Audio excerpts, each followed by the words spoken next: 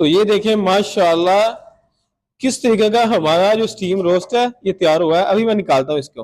हाँ हाँ मलाई माशाल्लाह बना हुआ है। ये देखिए जो खुशबू आ रही है कि पूरा मेरा किचन जो है वो खुशबू के साथ महक चुका है। ये देखिए आए हाय हाय माशाल्लाह। हाँ हाँ हाँ ये देखिए हमारे बहुत ही आला।